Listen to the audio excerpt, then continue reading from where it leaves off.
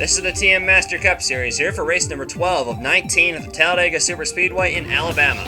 The Clutch Pole Award goes to car number 77, driven by Stuart Sandoval. Sandoval leads Damian Snyder, Leonid Roderick, and Alexis Rainsford to the green flag. Very good qualifying run by the 27 car, usually doesn't qualify this well. Car number 31 this week is being driven by George Dennis. Justin Brooks was forcibly ejected from this ride because of his behavior. Thomas Duke will be replacing the suspended Danny Savin in this race. Savin was suspended after punching James Dalton in the face following Southern Illinois. Duke tried to lead the first lap of his first race, however, Scott Stoidler and his Hodges-Walter teammate Mike Whitmore had other plans.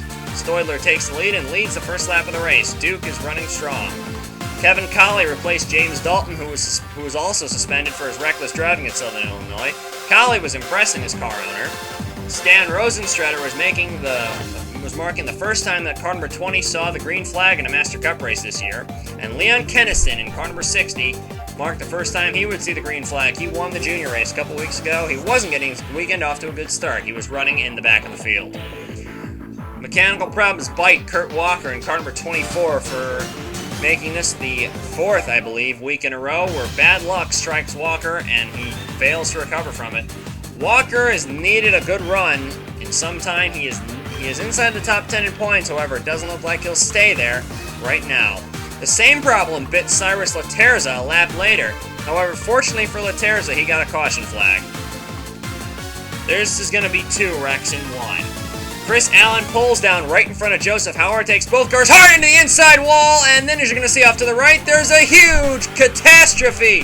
And there it goes, the 71 barrel rolling. The 31 car of Dennis goes up in the air, and there is about 30 cars in this wreck. On board Joseph Howard as Allen pulls over into him and takes himself into the inside wall. A huge, huge hit at about 230 miles an hour puts Allen out of the race. Here it is from the helicopter view as the 71 pulls over into the 17 and takes them both out. A furious Joseph Howard climbed out of his race car. The other part of this wreck is when Gary Edwards bounces in between Julian Nasova and Paul Lyons, and this ensues. Matt Taylor hard into the wall, Manny Brown, Austin Magnuson, a lot of cars. There's Damian Snyder on the outside. We're going to have a look at this from the helicopter view. 61 pulls over into the 1 and gets into the side of the 21, creating this huge mess. Rodder gets away. Most other cars don't. Here's George Dennis's wild ride. Having a look at it. He almost gets away. There's Rosenstrater, and there he goes! Up and almost over the catch fence, protecting the crowd. Very scary moment for many people here at the raceway. You see Lauren Roth, Stephanie McGlynn, Manny Brown, Palmer Stiles, Dan Klesel, Joel Rodriguez in it. All 5 national racing cars involved. Let's have a look at it. Oh, almost looks like the 1 car moves over into him, but it looked like Edwards was forcing the issue a little bit. There you see. Matt Taylor just goes by. Absolute catastrophe here. There you see Austin Magnuson, who took a pretty hard lick into the wall. Magnuson was okay, though. We're on board here with Craig Cross in car number 43. And look at that. He gets through it okay. Craig Cross continues on. Now we're going to look at how Marcus Leonard got through this wreck. Or didn't get through it. Dale Roswell, Scott Bates. There goes George Dennis. Scott Bates in car number 88 would be the only car in this wreck to not receive any damage. There you see Kevin Colley, Todd Wodarczyk involved. An avoidable catastrophe happens on the front stretch here at Talladega, and it sweeps up several cars that probably could have had good finishes. You see the smoke billowing out of Marcus Leonard's car, the second DNF for him in a row here. One more look at it. Gary Edwards forces the issue, pushes the 1 car down. What he was doing is beyond me. There's Lewis Kingston, who's 4th in the standings involved. There is Alexis Rainsford in the 27, I see. That was the car that Chris Allen landed on. Rainsford would drive that car away. Many drivers would leave this race very upset indeed. driving a Talladega that shouldn't belong there. This is Leon Kennison in the 60 car. He gets caught up in this mess despite trying to hang out in the back to avoid it. When the racetrack becomes completely blocked and there's nowhere to go, so he is the car that runs into Chris Allen. He had no chance of seeing him beforehand. Here's one more angle of it. There's Allen and Howard, and almost at the same time, Edwards and Nosova make contact, and then this ensues. Finally now, with this angle, get the scope of how many cars were collected. That is over half the field, about 30 cars involved.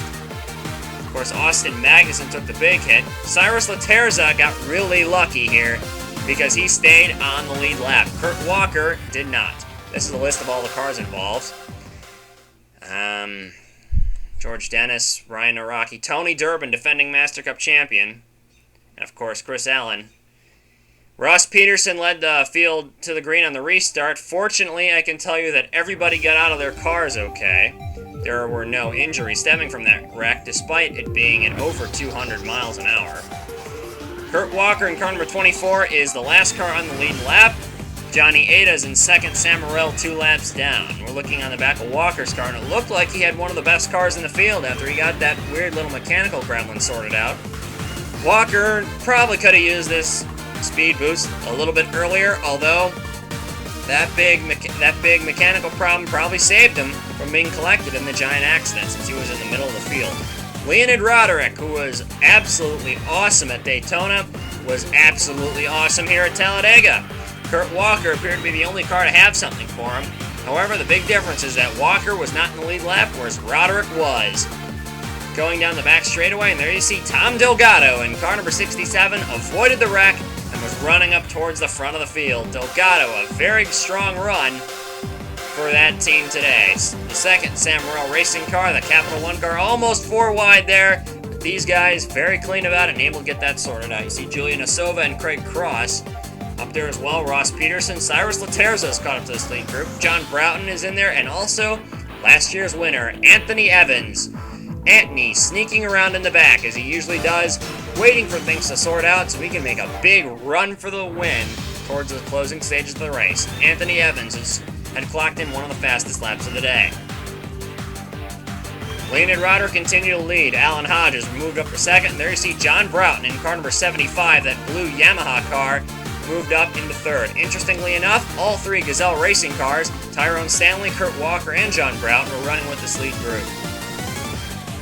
Alan Hodges makes a move for the lead and ends up taking it. The slow cars proved to be getting in the way, and Alexis Rainsford was the first of them. The 27 car got in the way, held up several cars. We ride now with Alan Hodges in car number 13 as he chases down Leonid Roderick in car number 4.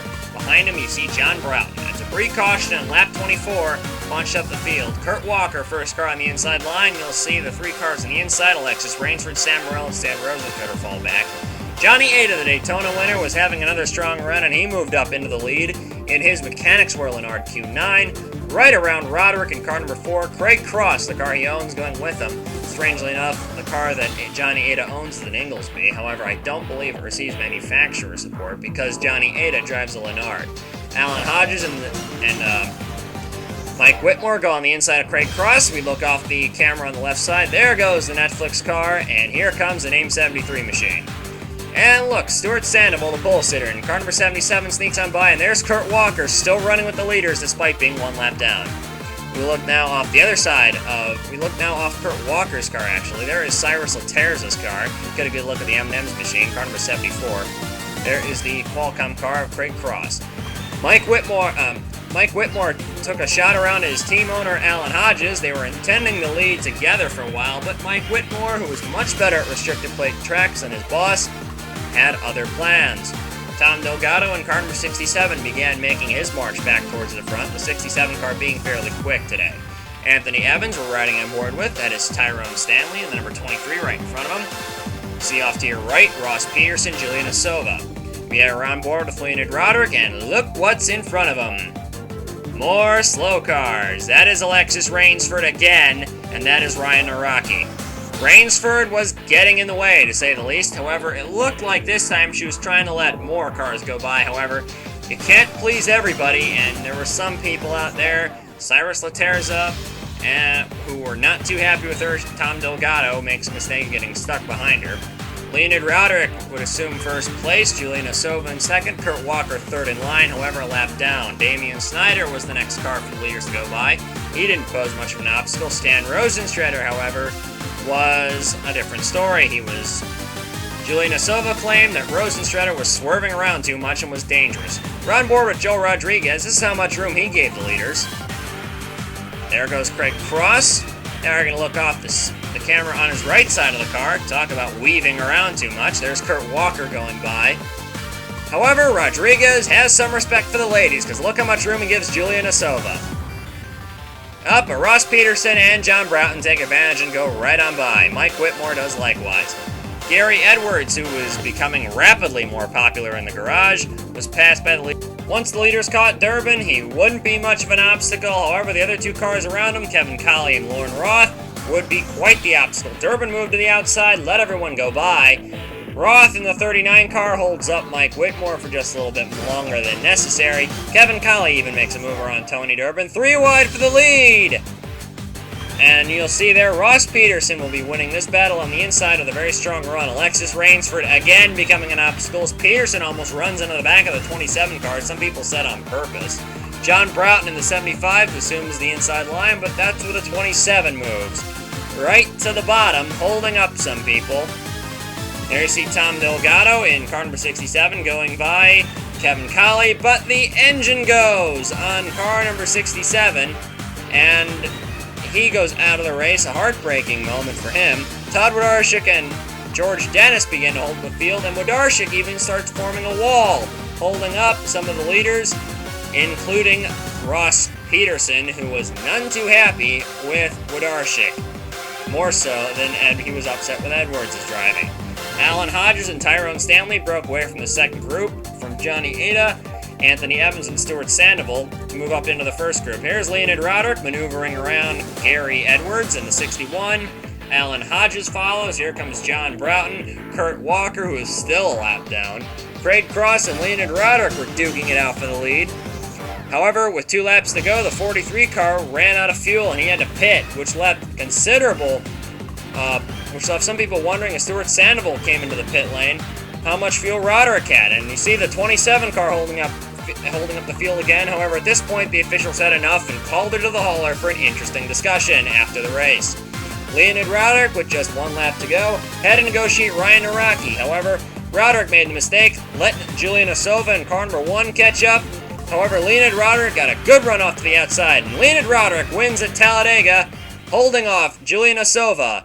And in memoriam of Steve Marshall, he does a figure 8 burnout on the front stretch. Roderick finally wins his first race of the season. Julian Asova in second, Ross Peterson finished in third, Tyrone Stanley in fourth, Anthony Evans in fifth, Johnny Ada, career best, John Broughton in 7th place, Alan Hodges, Cyrus Laterza, and Scott Bates sneaks into the top 10. He was involved in that first accident, didn't receive too much damage, but the 88 car was still off the pace for the remainder of the day. I should also point out Kurt Walker in car number 24, who was running a lap down with all the leaders, is rewarded with 14th place. Much better than he's been getting these past couple of weeks, so a round of applause to the 24 bunch. And let's have a look at the top 10 in the standings.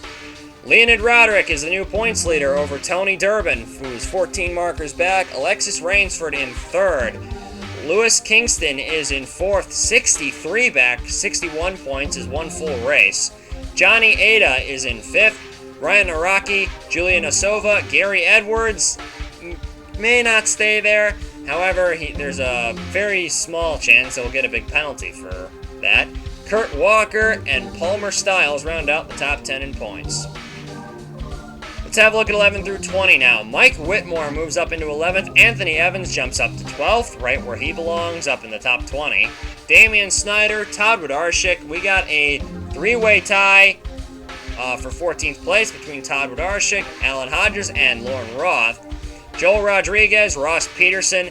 Dale Roswell, 61 years old, is tied with Scott Stoidler.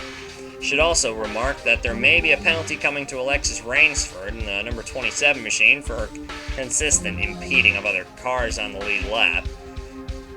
However, so far, it looks like it's a 3-horse race. However, back beyond 9th place, it is extremely close. That's all for this week in the TM Master Cup Series. I'll see you next time.